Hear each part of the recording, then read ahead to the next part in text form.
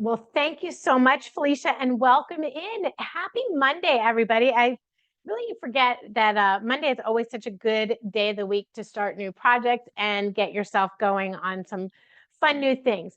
Today's workshop, we are going to be using the Cricut Maker 4 to design a shadow box insert that can go into a shadow box. Now, why the Cricut Maker 4? You can really do this project with any of the Cricut machines and as well as any digital cutter. So if you have a Silhouette or a Caesar machine, you can do this project with any of those machines. The Cricut Maker 4, though, I really have had fun with it. I know it's just launched, so some of you may not have had a chance to see it in action or to work with it yet.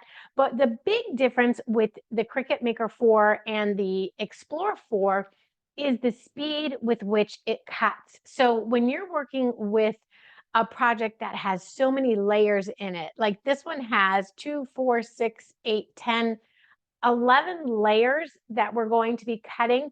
And we can cut these 11 layers. I did time it and it was like, it took me 21 minutes, but I had an error. So I think it would be down to at least 18 minutes to cut all these layers, that's just fantastic to do a project with this many layers.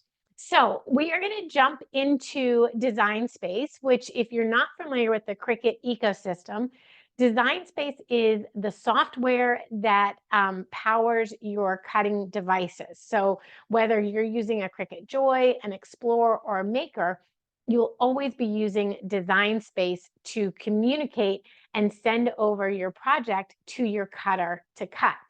I do have 11 layers. Did I say 11? I think I said 11.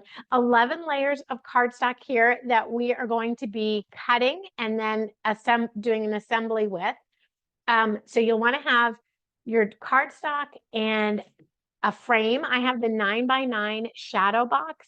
And we'll talk a little bit about when we get to this stage, the different technique approaches to using a shadow box with something that has so many dimensions. So as you can see how thick my finished project is, this is probably an inch thick when it's done. Yours can be thinner or thicker. It'll just vary on how much foam you use. And then we'll be using the blue cutting mat. The blue is the light grip cutting mat. So this is the style mat that I use when I'm cutting with paper. And I'll actually use 2, which did help me speed up my process a little bit as well. And then we'll use some different foam dots to work with this. So why don't I go ahead and start sharing my screen. Felicia, if you could pop in, I think I just sent the link to you. Excuse me, the link to you, but I do have the project in Design Space. You can share that link as well as a link to the image that we're going to be using. So I'm going to share my screen here. And again, don't hesitate. If you have questions, go ahead and put them in the Q&A as we move along, and I will certainly come back to your questions. So this is my, I'm showing you the link. This is the website that I downloaded the shadow box artwork from. There are a lot of different shadow boxes in Design Space, but if you're using a different cutter, I thought I would use one that we could do universal. So this is from a company called Creative Fabrica, and you're more than welcome to use that image, or if you go into Design Space, let me pop this up now. I do have the project here, so we'll share a link to the project in the chat for you, or you can always search for my name, Kesley Anderson, and find the projects that I've shared in Design Space. If you wanted to find a project, you would come into Design Space on the home screen, and I do have a little search here going, so let me just kind of clean that up. So when you come into the home screen, you have the search icon at the top. Got to go back a bunch of ways here. But if you do a search and use a keyword for shadow box, you will get so many different shadow box designs that are available for you to cut.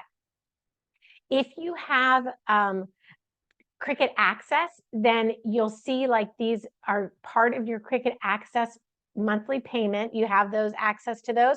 And if you don't have Cricut Access and you're using Design Space with your Cricut cutting machine, you could just pay 99 cents or whatever the cost of that image is right in Design Space.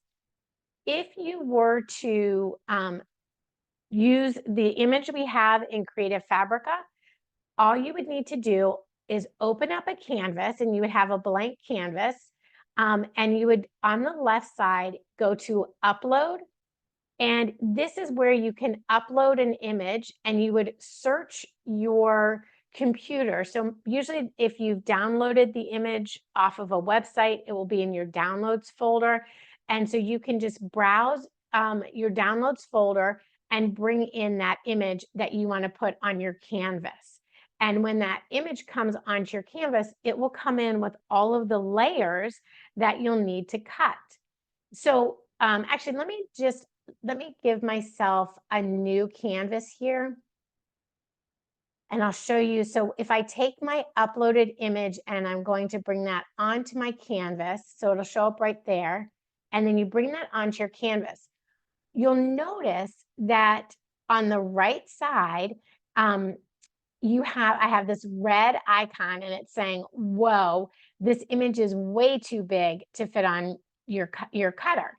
So first of all, you want to make sure you have the right cutter selected. When I first brought this in, I had my Joy selected. Definitely was too small. And then you can, up here in your edit bar, you're going to change your, oh, actually, before you do that, let me make this smaller, because you can see that all of the layers are separated. So each of the piece is spread out on your canvas. So there we go. There they all are there. Now you can see the size of this is 58 inches by 75 inches, which is way too big. So what you want to do is ungroup all these layers. So on the layers panel here, you select ungroup, and now each layer is its own layer. The whole project is completely ungrouped, and you'll select all the layers by doing Control A on your keyboard. Now in your edit panel where it says align up at the top, drop that arrow down and center all of those layers into one individual layer. And now everything is layered on top of each other, and you can change the size, the overall size, to match the size of your frame. So my frame that I'm using is a 9x9 frame, and I've already measured the inside of my frame. Just going to get this bigger so we can see it. Okay, let's get that really nice and big so you guys can see. Can everybody see that? So now each of these layers on the right side, I no longer have that little red error icon there. And each of my layer is an individual layer. So you can go through and modify the colors if you wanted to. Like, let's say you decided, I really want this background color, instead of being purple, I want to make that a white color. So you could come in and change that to be white if you wanted to. And you can kind of play around with your colors. One thing I like to do when I'm selecting colors is I like to use a color wheel to help me pick out the colors that go together. And actually, I'm going to stop share here, and let's see if we can go to I can just, there we go. Okay, so this is, this color wheel is great. It has all the different monochromatic tones of a color.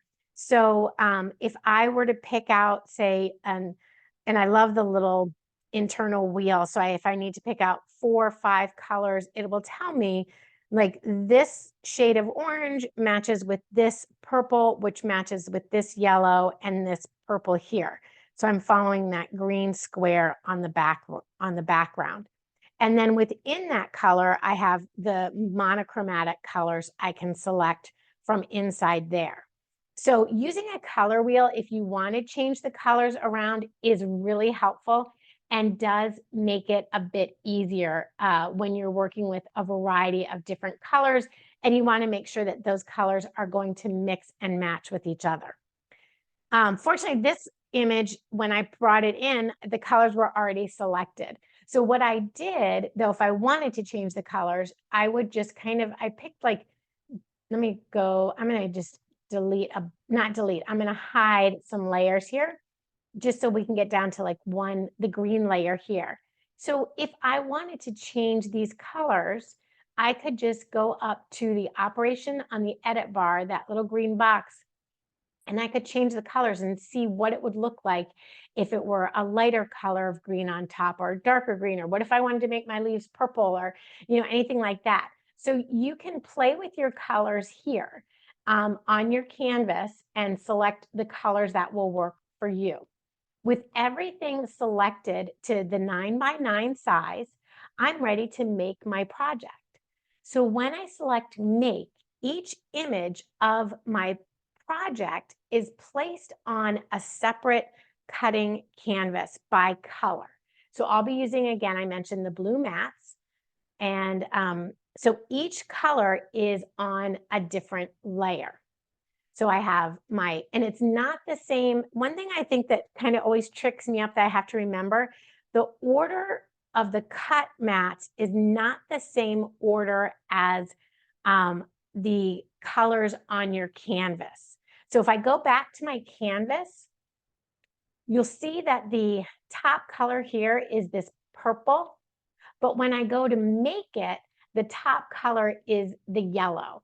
So keep that in mind. If you want to cut it in order, then you have to like scroll through and find that piece and make sure you have that layer selected before cutting it.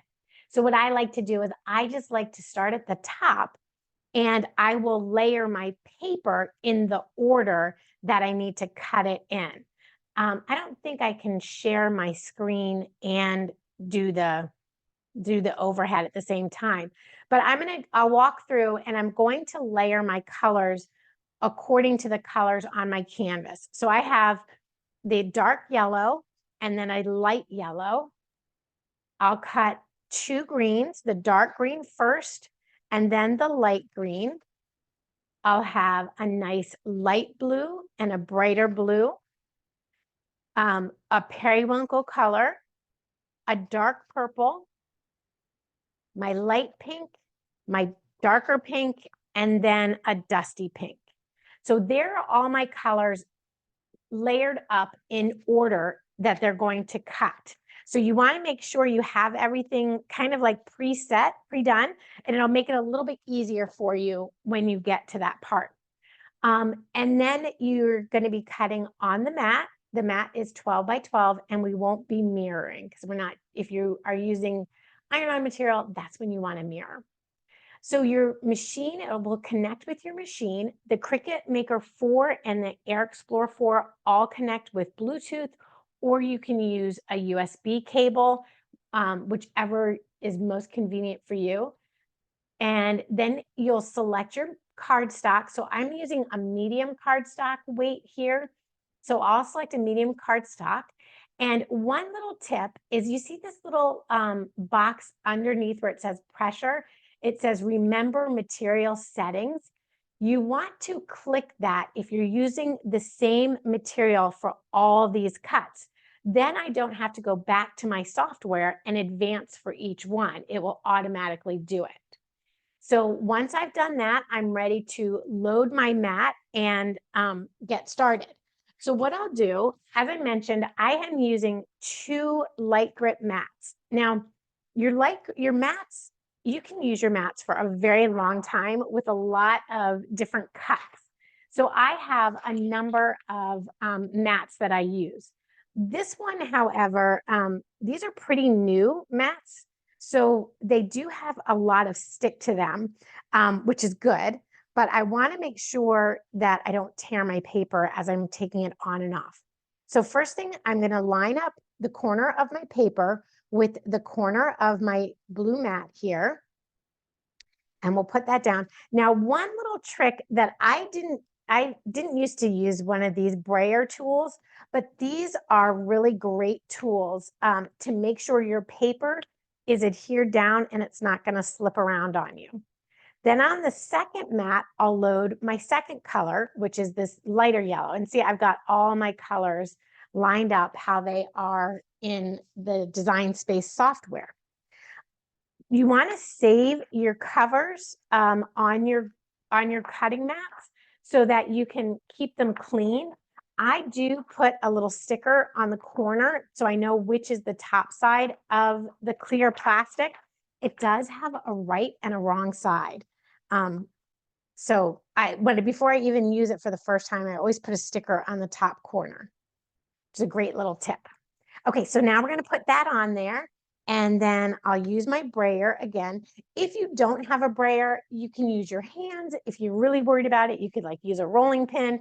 You could use your wedge or a credit card. You just really want to make sure that it is going to your paper won't wiggle around on your mat. Okay, so now with that done, I've got my first two colors loaded. And if we can go back to that front-facing camera, let's see. I think we can do that.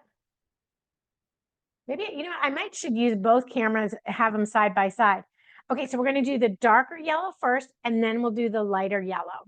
So I'm going to put my darker yellow into the Maker 4. I've got this flashing yellow arrow here, and that tells me my machine is ready for me to load my paper. So I just load that in, and it's going to measure that I have the mat and everything's ready to go. And then once it's done, I go ahead and I hit the go button. So now it's ready to cut it. And you'll see, it doesn't cut super duper faster than the Maker 3, but it does cut a bit faster, which is nice when you're doing all these different layers. The other thing, if you were ready to upgrade your machine or you're just getting started with a machine, all the tools on the Maker and the Maker 3 go right with the Maker 4. So if you have the rotary cutting tool or the deep cut tool or the scoring tool, all of those tools will work with the Maker 4. So you can just carry those along with you. When I first started with my first Maker, I got it because of the rotary blade. The Maker uses this wheel system. So the blades have a pivoting wheel system on it, and the rotary blade was perfect for cutting fabric. So that's why I started with the Maker over the Explorer or one of the other tools. Okay, so now I can just unload this one. So we just take that off, and then it's already telling me to load my next mat. So I'm going to load that mat right in there, and it'll start cutting it.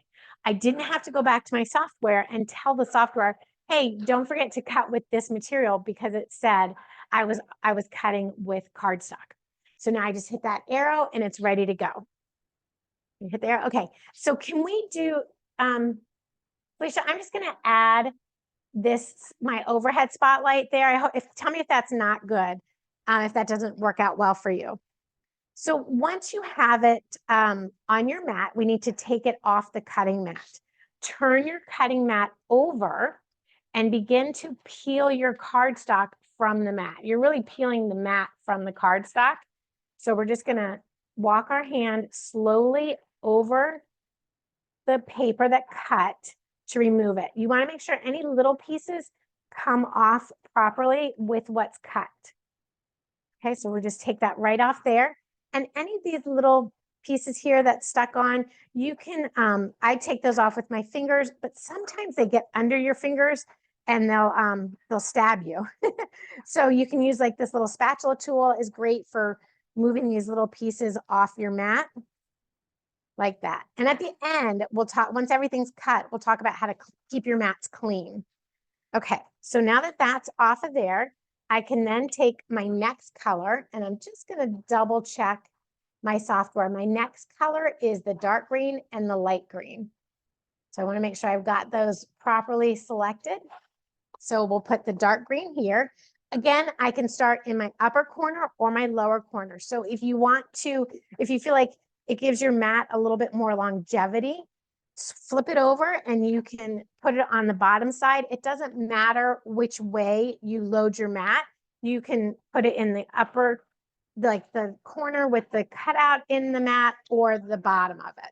So just so long as you load it in the same way, it will work. So now we've got this one ready. I'm going to take this one out and we're going to put this one right back in there. So now, again, because I have selected the material, I don't have to worry about going back to the software and changing the material out. I just need to double check my, my colors. So I'm going to push this yellow over. We're going to go ahead and put that through. So I'm curious if anybody is crafting with me, please let me know. Or if you're going to do this project on your own later.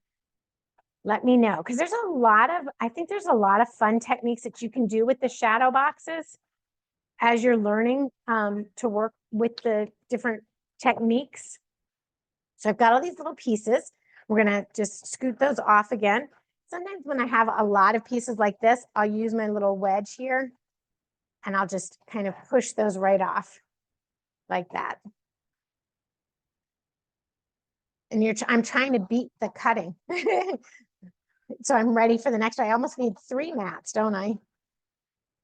3 cut mats here. Okay, so we're just going to push that right off. And I'm going to, my next color is the green. Look, the cutter cut before I was ready to put my next piece down. How great is that?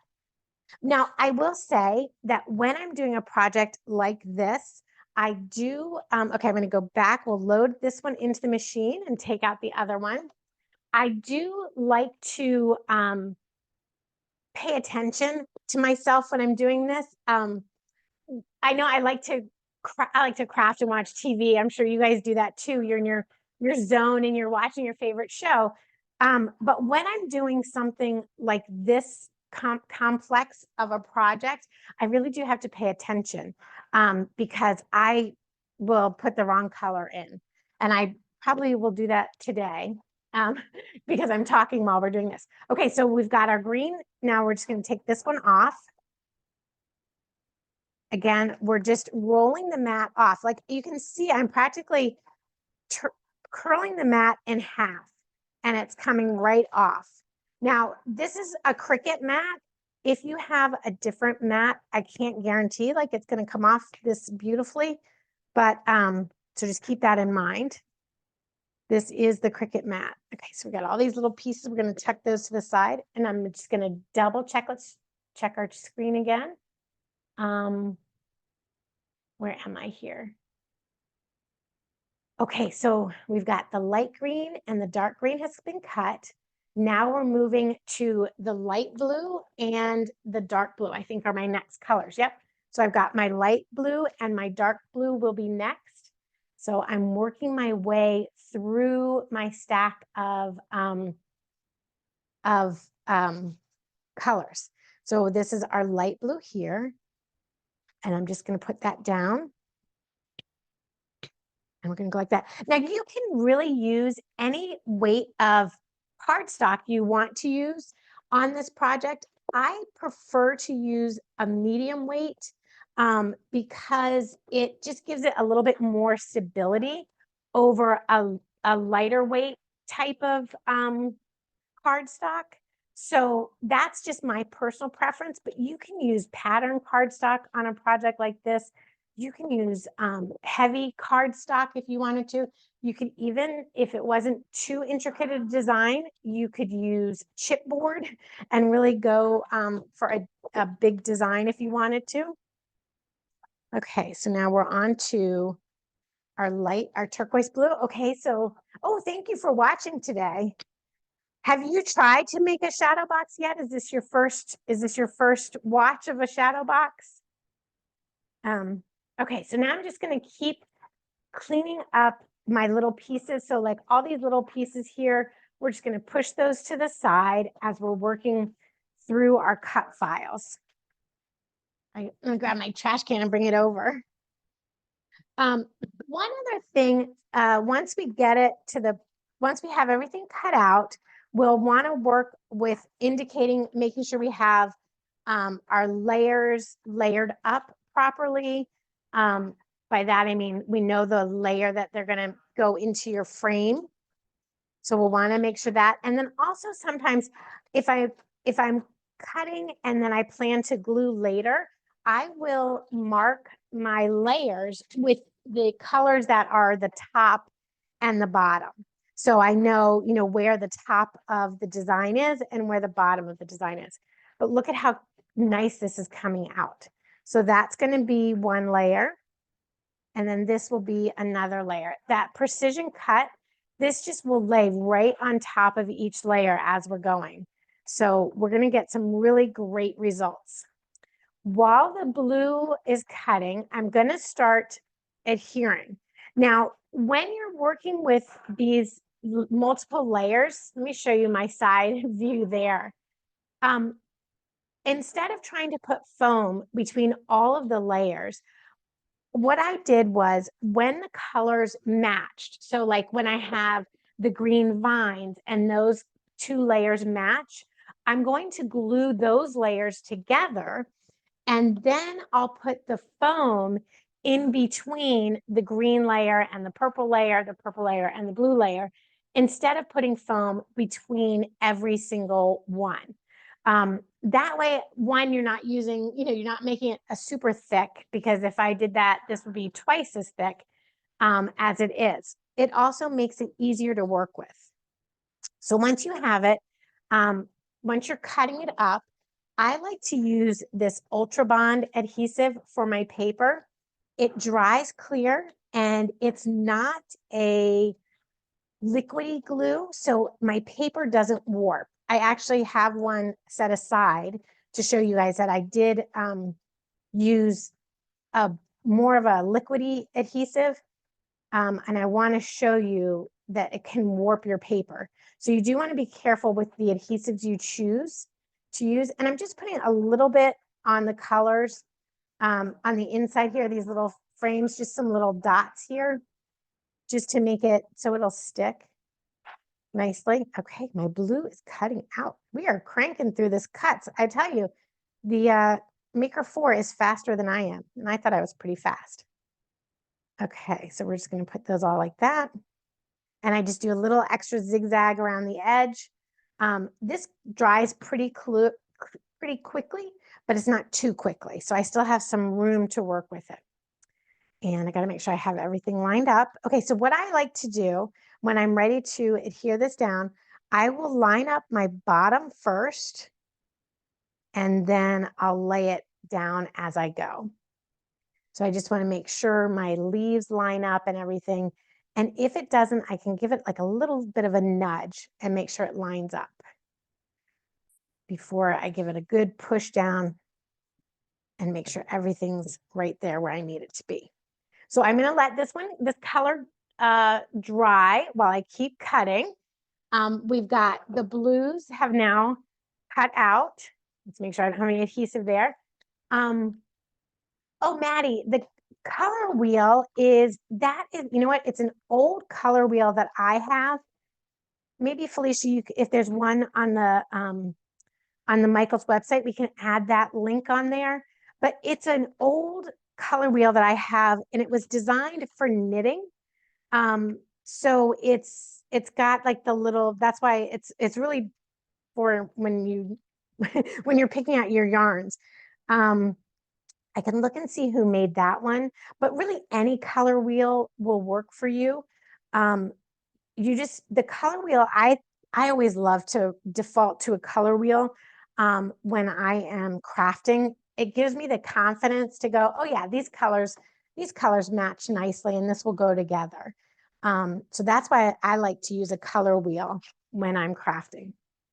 Okay, so now I want to make sure that I have, again, am I on the right colors?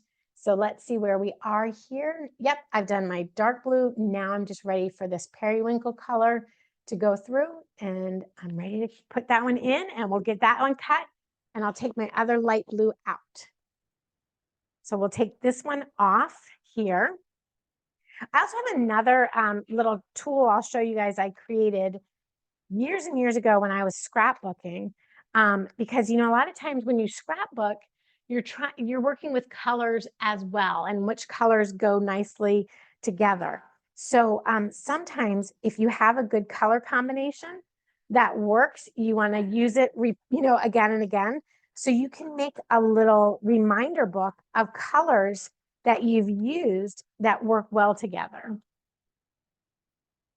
All right, so there we go. There's another layer. See how I'm just so impressed with how quickly this is cutting out. That next layer is already done. Look at that. I feel like I'm in the one of those games where you're making pizza or something, and the pizzas are coming off the assembly line before you're ready for them. All right, so then the next color will be our dark purple color. So we're going to pop that right on here. And we'll slide that in the machine. And while that one's cutting, I've got to get my little scraps off the light blue one.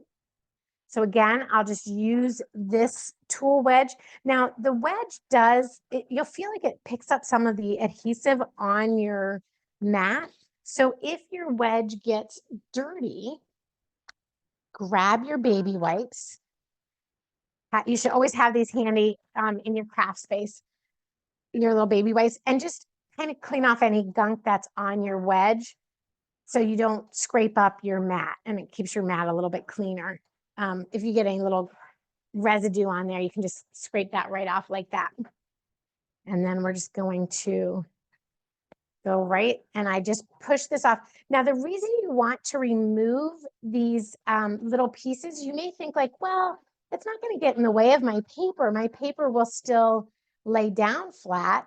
That's not going to get in the way of my paper. So why would I need to clean those off between each cut? If your blade runs over these little pieces of leftover paper, it might not cut as smoothly as the machine is intended to cut. So you do want to make sure that your mat is clean and free of little scraps of paper. You also want to do that for your machine, because you don't want your machine, I need to check my colors.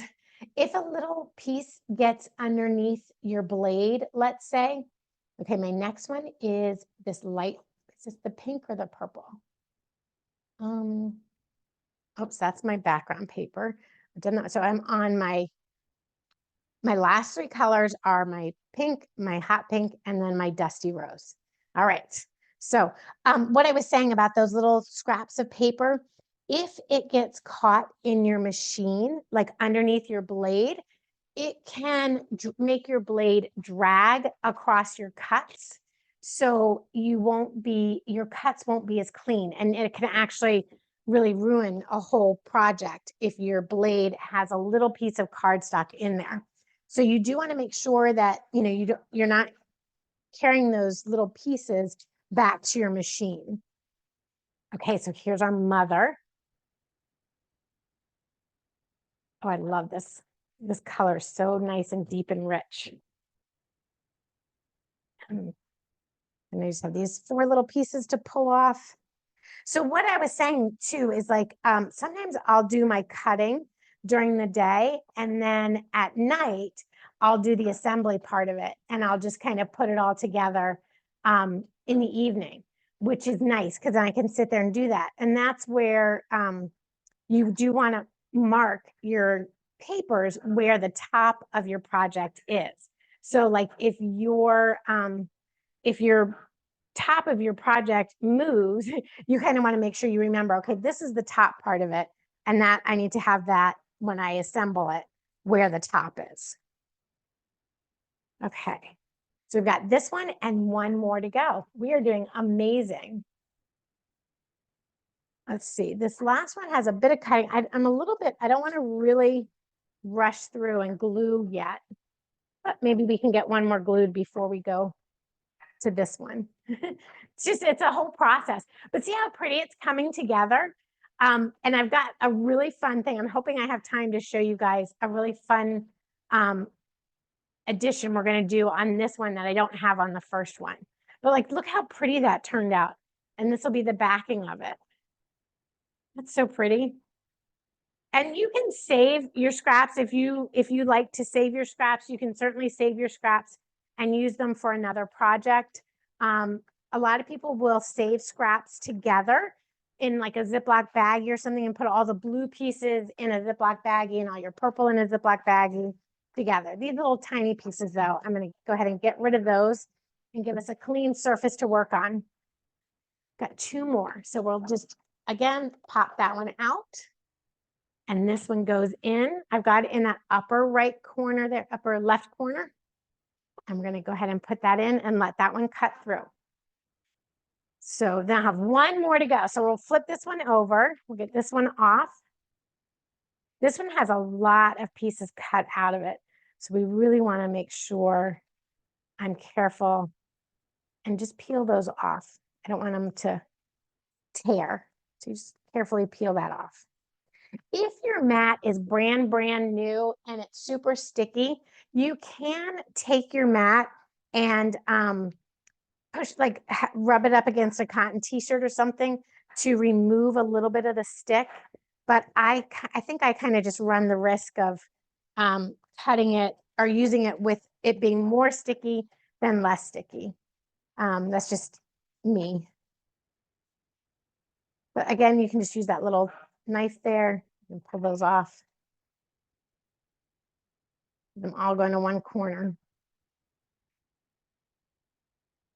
I think these shadow boxes are really such a nice little gift item that you can make for people pretty easily. If you are doing winter markets, if you're thinking about your winter markets already, you could do one for your local high schools or graduations. Great gift for graduation. There's so many fun graduation shadow boxes in Design Space that you can work with. So you might want to check those out. Okay, this is my last cut right here. Let's load that one in. And then we will start, while this one's cutting, we'll start putting our adhesive, start gluing it together, gluing the layers together. So just like I did this first layer, we're going to do it the same way and use clear adhesive. So I guess let me see if I can grab the other one over. I think it's like the machine is going so much faster than I am. I feel like I'm like in a marathon here, trying to keep up with it. Okay, so let's see. Now I'm just going to peel these off. Before I put my cover back on, because I've been doing a lot of cutting with paper, and you might want to save some of these flowers to use as another dimension. We'll hold on to that one.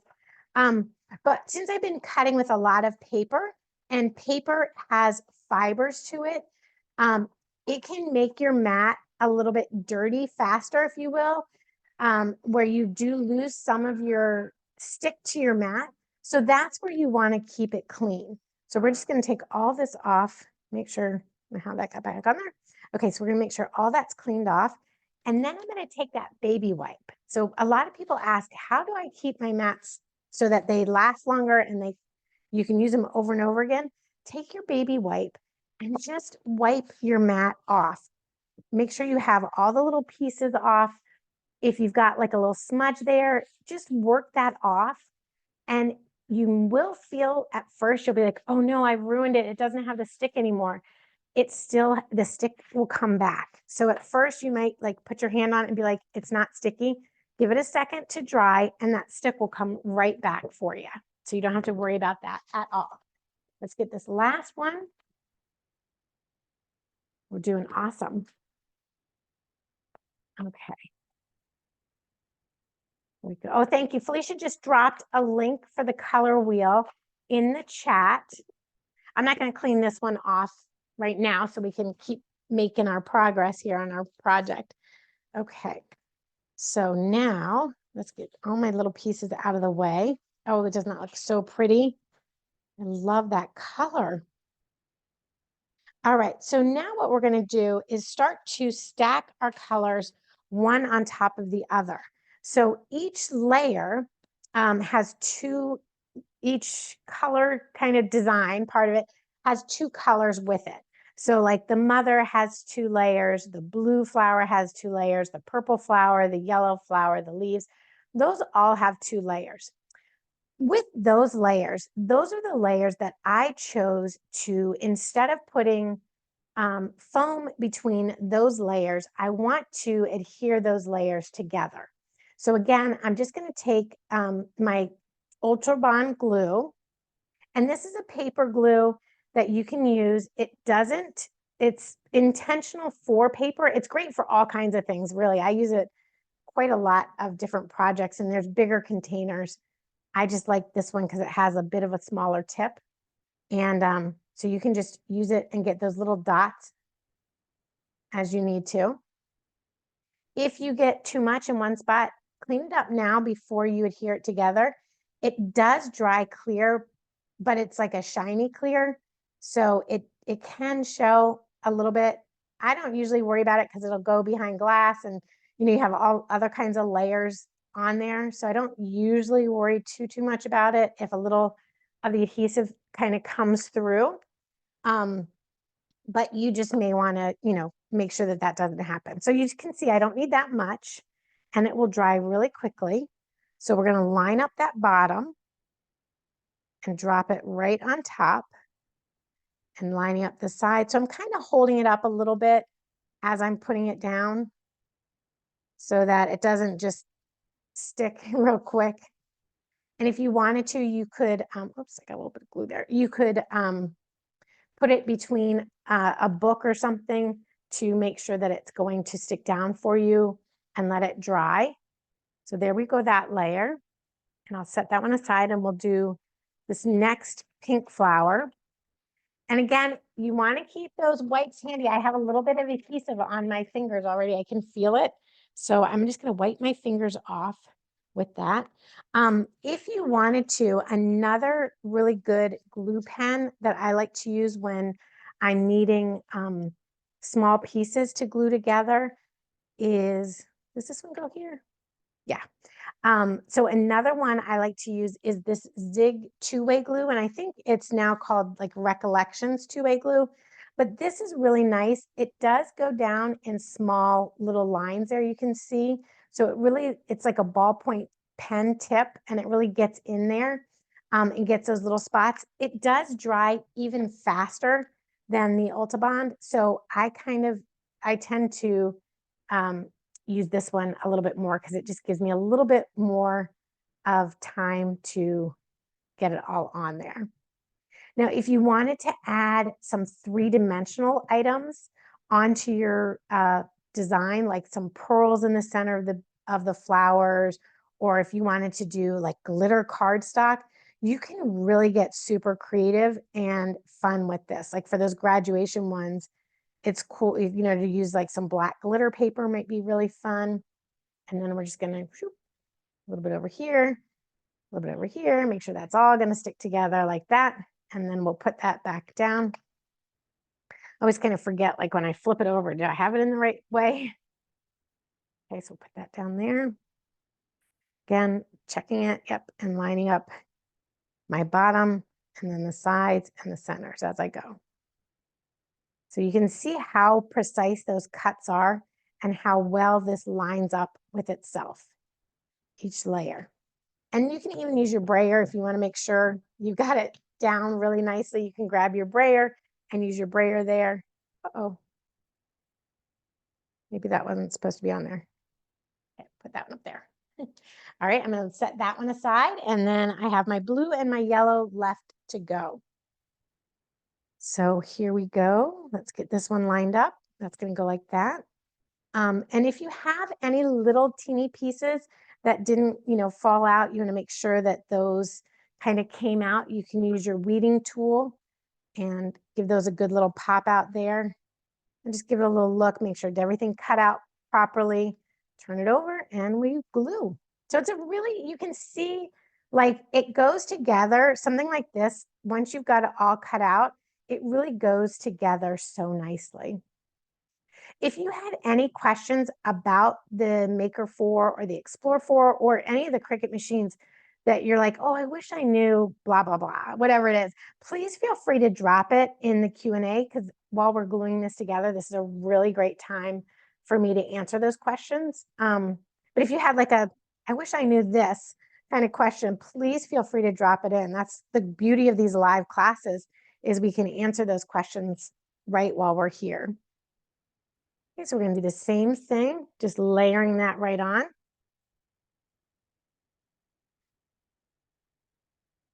Lining it up. I also think this is something that you can have kids work with. So if you want to have a project to work with kids, you could go ahead and cut everything out and then let them do the gluing and putting it together. Those little hands do a great job with all that gluing. Okay, let's take a peek at this one. Make sure my little parts are out before I glue down. I thought the yellow layer would be really pretty with pearls in the little holes or something, or some, rhinestones would be pretty in there, just to give it a little bit more dimension if you wanted to. Okay, so here we go. We're going to do little dots. And if you get too much in there, just pull that out. Boop, boop, boop. Sometimes you think you're just doing a little bit, and then when you go to put it on your paper and it smears out, you're like, uh-oh, that was a little bit much. But again, don't forget, this dries clear, so it's forgiving. Only you'll know that that little extra dot is there. Nobody else will know. I think we're always so much more critical of our own skills or our own projects than other people are. Somebody is just going to be amazed that you made this by hand. And I remember before there were cutting machines, people would actually cut these out with an X-Acto knife, a single blade, and do it by hand. So that was always a really beautiful thing to view. Now we've got our tools that make it easier for us. Okay, so we have all of our layers cut, and we just want to make sure everything's going to line back up the way we want it to. Let's grab all of our layers. Here we go. So now at this point, I would go back to my software and make sure that I have the tops of everything lined up. So let's go back to our share screen, and we'll come in here, and I'm just going to share this with you. We're going to say done here. So we'll go back to our main layer.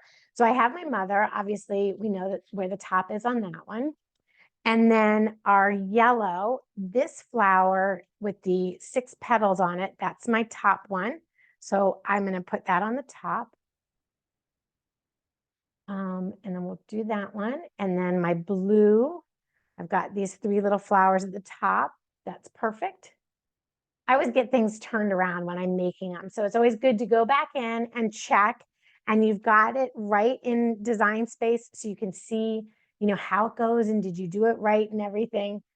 Okay, and then the last one is the leaves, and I've got those there like that. Okay, so now I've got everything lined up. If you wanted to, this is a good time to grab your pen or pencil and just mark, this is my top layer, this is my second layer, third layer, fourth layer, and fifth layer. Now we're going to begin attaching all these layers together. And the way that we're going to do that is using foam dots. Now, this is my background piece, and this will go into my frame. So I have a 3-dimensional frame here, and it has a back piece on it. But my frame also has an insert that adds depth and dimension, which is great if I'm doing like paper flowers or something. But for this type of project, I'll actually remove that insert. So I'll just have my frame in there, and I'm going to just double check and make sure that it's going to fit inside the frame properly. And mine is. So I'm going to stay with my 9x9 size. If I needed to use my paper trimmer and trim it down, this would be the time I would want to do that. But I'm very good. I've got my measurement is right, and it's going to fit in my box. You want to grab some 3D foams. Now, this is a little package that has these little 3D foams in it. I have some very old 3D foams that I can use in sheets. You can also get 3D foam in a tape, like a big wheel like this. And I know at Michael's, they have a whole bunch of different sizes with the Recollections product. So you can get a whole bunch of different sizes of those. One thing I thought that I wanted to add to this frame is a string of lights. So this, I got this at Amazon a long time ago. I think it actually goes inside of another like hang up thing. So I was like, you know what, I'm going to grab this and we're going to give this a try. So this is my top corner here. So when I turn it over, that's going to be up in the top corner there. So I'm thinking I need this to come out kind of the bottom. So we're going to put this, let's go like out the bottom the most right there. And then we're just going to take my foam dots and give these lights a channel to kind of work around with the foam dots. So if I put that there, my light will be able to come out the back here. And I'm just able to kind of wrap this light around my second to last layer. My last layer is just a solid backing piece. So we're just going to put that in there. And I'm going to use, I think I want to use, for this, I want to use some bigger pieces here to just get started. And so these little foam squares are going to have a dual application here. One, it's going to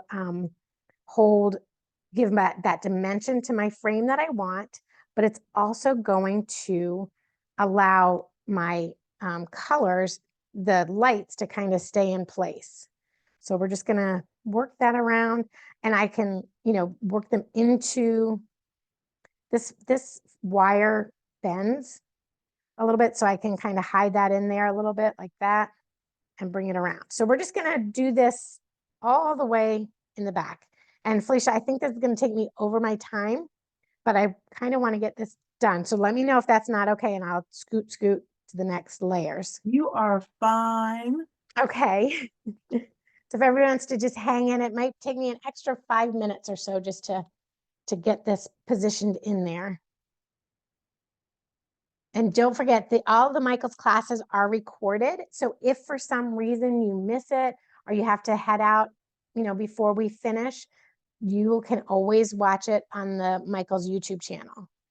And you'll be amazed at how many other projects are on there. And you're like, I didn't even know I could, whatever inspires you.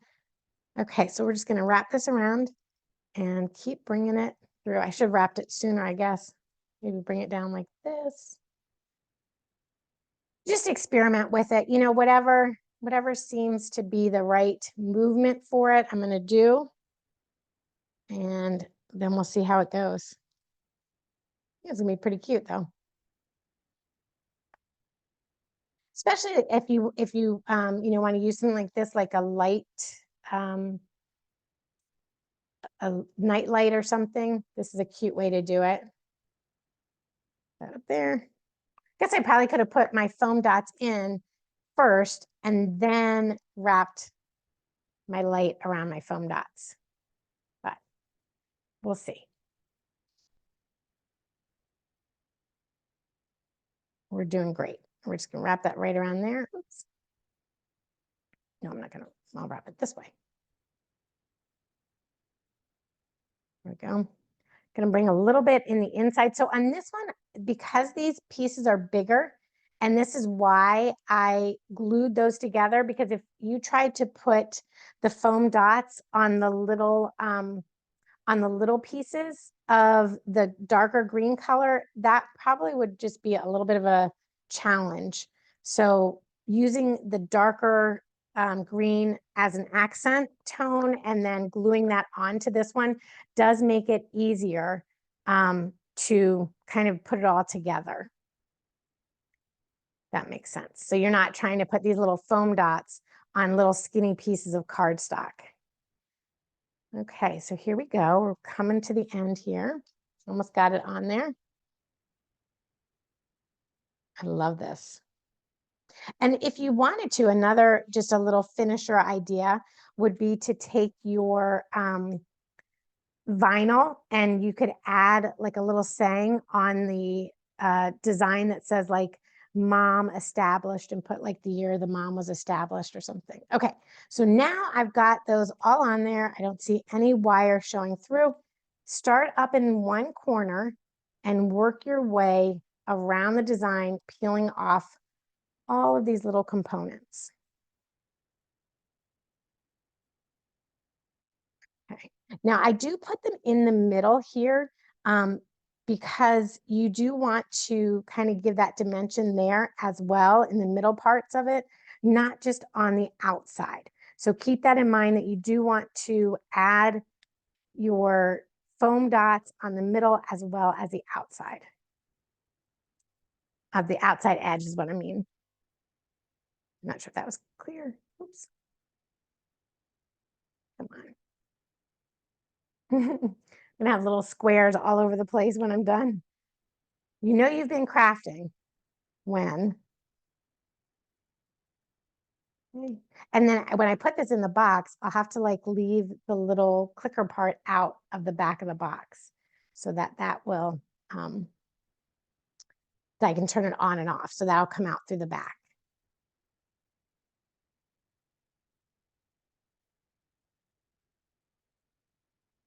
And we'll just repeat the same process. I got to make sure I got it on, got this off everything. All right, we ready for the back piece? I think on this one, I'm going to leave this one down because things are moving around on me. So what we're going to do is we're going to leave this piece facing up, and I'm going to take my back piece here, line up those corners, and put that on there. And I'm going to make sure that all the wires are kind of not on the edges there. And then let's turn it over and see how that looks. So I've got one little one here, kind of scooted out, but I think I can just use my weeding tool and poke that back in. So can you guys see how that color is going to come through? That light. Isn't that cool? It's going to be really pretty. Okay, so we're going to push those all back in.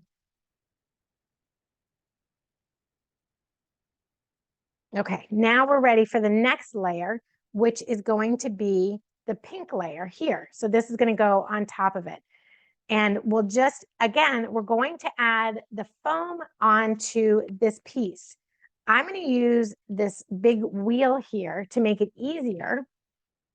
And I can just cut bigger pieces from here and put those right on the back. You could put it all the way around if you wanted to. I'm not really going to do that. I don't think I need to. So we're just going to kind of put it like this. This may see how much easier this will be. I'll just go boop, boop, boop. And then we'll put some three-dimensional dots on the flowers as well. We'll just pop this off. I always find this is a great stash buster, these kind of projects. If you have like, one or two pieces of cardstock that you have left over that you haven't used yet, this is a great project to use to kind of use up some of those miscellaneous colors you may have. But it's also fun to walk through the paper aisle and pick out your colors and see what goes well with what. Okay, here we go. So let's put one more like right there. And then I'm ready, got that cleared off. Now remember, this is my bottom, which is my bottom. This is my bottom here. So I need, I've twisted this around. I've got to look on my thing to see where it goes. Okay, these two little ones are my top. Okay, and wouldn't you know, I covered up my number here. So I'm just going to go back into my software and double check that I have this right. So yes, this is right now. Okay, and then we're just going to go here and line this up on here. And it's fun because some of these are three-dimensional and then some of them could be flat like that. Okay, I won't turn this one back over. We'll leave this one as is. And then the next layer is the blue layer. Same thing. We'll just add that foam on the outer edge to give the dimension. You can see there, you've got that dimension coming. So we'll just add that on there. Let's just so you guys can see if we did do it across the whole thing, that you don't really need to, but if you wanted to, you can see what it's going to look like.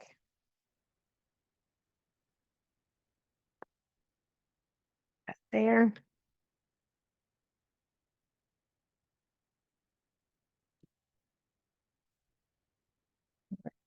Here we go, right down here. And then we've got the little pieces to fill in on the inside. Kind of use some bigger inside pieces here. Oops, that's a whole strip. Oh, okay.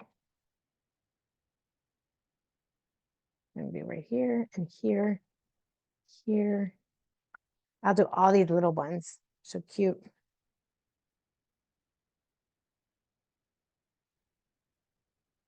Here. Okay. And then we'll just do 3 of the big circles right here. Okay. And I'm able to just remove the top of the foam dot right as I'm putting them down there. It's a good time saver. Okay, we'll take this off.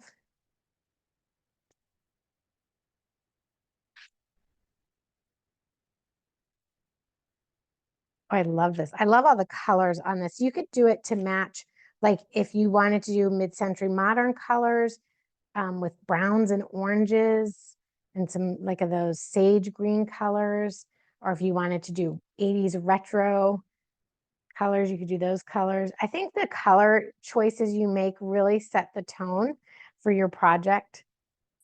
And you've got so many choices. You can even get a whole set of colors that are already picked out for you at Michael's, and you don't even have to think too much about it. Okay, so again, we're going to just line up those bottoms. Here we go. Okay, so see how it's coming together? You can see that in the middle. We've got the lights going to come through when we're done. Okay, I've got 2 more to go, and then that's it. So we've got our yellow one here. I kind of, actually, I was saying you don't need to do the foam all the way across it, but I kind of like it all the way across. Do you guys, anybody have a preference if you would do it all the way across, or just little parts of it is good enough for you? Let me know what you think. Hey, Kesley, while you're doing that, there's a question being asked. Is there a size that is too small to cut out a design like this on a Cricut? And where the flowers would get too small for the Cricut to cut? So my frame size was 9 by 9. I was considering doing a 6 by 6 frame, which would have been a smaller frame. So, you know, I could have gone down to that shorter size, that smaller size if I wanted to. The great thing about the Cricut machines and their blades is they really do allow you to get very, very intricate cuts, even if you're using the rotary cutter. But the blades themselves really do allow you to get very, very intricate. So, I mean, this kind of design, you could even take it down to like a 3 by 3 square, and probably you wouldn't have any problem cutting it. And when I say like intricate cuts, I mean like we're talking lace cuts, very, very intricate cuts with your Cricut, with any of your Cricuts. It depends too on the material you're cutting. Like if you want, oh my gosh, you guys, this looks so cute. I even like this one better than the first one I did. If you're cutting, let's say you're cutting crepe paper, that you can cut with your maker, and you would use the rotary cutter, and that would allow you to get very intricate cuts. When you, I'm trying to think, there are things like if you're cutting letter, I'm trying to think of like, there's something that you don't want to cut with like, that is small, and it's something with letters. I'm trying to think of what if it was a material issue. I think it was more of like, I can't remember what it was, where people were like, oh, that's too small. You have to go bigger. But really like with the flowers and things like that, you can really get very small and very intricate. And you would have no problem cutting it. So something just to think about there that you would be able to do. I hope that answers that question. If you need a follow-up, let me know so I can make sure I answer it properly. Now, sometimes in this project, one thing I noticed is like, even if I put my dots in the middle here where I thought it would work, when I went to place it, it wouldn't, there wasn't anything underneath it for it to hold on to. So if that happens to you, just grab, like if I wanted to have a little bit more of a dot here to pop this up now that I've got it together, I would just take another foam dot here and place this under this one like that to kind of give that a little bit of extra dimension. And then I can place another one right here. So once you kind of get it all together, you may feel like, oh, I wish I had a little bit extra volume there to push that up. So you can just do that at the towards the end. Okay, so now we've got this down. Oh, so pretty. I think I just need a little square there and maybe a little square under the R. And if you need to, you can take your foam and cut it in half, you know, to really make it small if it's too big and it doesn't fit. I do think if you're going to add a little bit of extra foam in between your layers, I would do it as you go and not try and go back 3 or 4 layers and add that. Okay, so there we go. Look inside, you can see the light. I'm gonna go turn off my lights. My room has light in it, so we may not be able to see the lights in the back, but let's give it a try. I'm gonna close my curtains here and I'll turn off all my lights. Oh, you know what, Felicia? I didn't even have my studio lights on today. I hope I didn't look dark. Okay, here we go. So it's not super dark, but hopefully can we see how that light is going to come through there? You guys see that? Oh yeah, we can see it. Isn't that pretty? Oh, I love that. And then once you pop it in your frame too, that will help darken it up a little bit more. So we're going to just, I'll show you while this is still dark in here. I'm going to put my frame, put my project right into my frame. I've got this piece that's going to hang out, but we're able to drop that right into there. And then all I need to do is find my back piece. What I do with it? And oops, I lost the back of it. But there we go. Oh, I love how this turned out. I wonder what I did with my back piece. Let me turn my lights back on. Maybe I'll see my back piece. But if you have any questions, Felicia, I'm glad that answered the other question. If anybody had any questions that we didn't get to, or you wanted to know, you know, anything, please take this moment and give me an ask on that. I'd be happy to answer any questions. And I'm sorry, I lost the back piece on this. It's around here somewhere, as always. But yeah, oh, I love how this turned out. I wish I could tell you where I got the color piece. I don't even know if they sell these at Michael's or not, the little battery powered lights. They probably do, and it probably comes in a kit with something else that you can put in there. So I hope I've given you lots of fun ideas and cool tips. One thing I did want to show you, oh, here's the back. This was one of the pieces let me go back over here real quick. I'm going to do, thank you. I don't know if you can see it on the camera. I used this mono glue, which I use on paper for different projects, but it was a little bit more liquidy than I would have liked on my paper. I think it dried out pretty nicely, but it is a little bumpy on there. So make sure you test. If you're using a new adhesive or something like that, make sure you give it a test to make sure it gives you the results that you wanted. This was one of my test pieces. And I just was like, you know what, I'm not happy with that. I'll try the other glues.